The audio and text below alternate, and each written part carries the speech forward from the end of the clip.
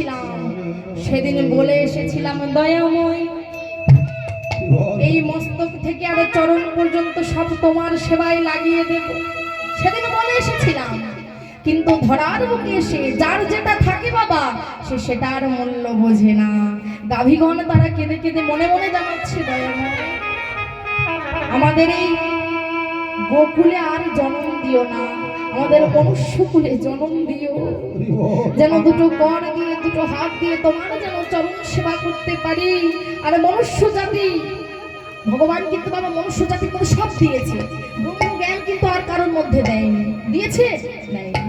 তাহলে মনুষ্য জাতি আমরা সর্বগুণে সুসম্পন্ন করে ভগবান ধরার বুকে পাঠিয়েছে, সুন্দর দুটি কর দিয়েছে, হয়েছে চলে যাও নিজেদের জন্য কর্ম করো। ওই হাত দিয়ে আঙুল তুলে তুলে লোককে কথা বলে আর ওই মুখ দিয়ে গালিগালাজ করে দিনটা পার করে দিলেই হবে না মা। গাভীগণ মনে মনে জানাচ্ছে দয়াময় গোকুলে আর জন্ম দিও না।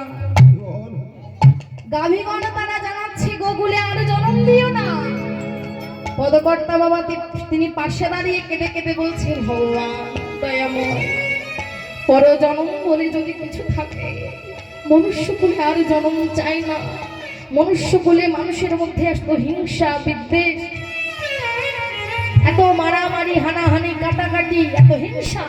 মানুষের যেটা কর্ম, মানুষের যেটা ধর্ম সেটা হলো মানুষকে ভালোবাসা। জলের বাবা একটা ধর্ম আছে, সব জিনিসের একটা করে ধর্ম আছে।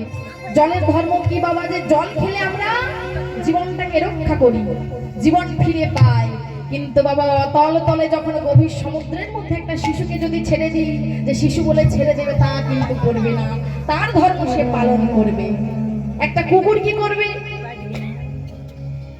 যদি কিছু একটা মারা যায়, হ্যাঁ, তার ওই দলের লোক অন্যান্য কুকুর যদি আসে, শকুন এসে কিন্তু দলে দলে ছিঁড়ে ছিঁড়ে খেয়ে চলে যাবে। কিন্তু আর একটা কুকুর যদি খেতে আসে, ঘেউ ঘেউ করে তাকে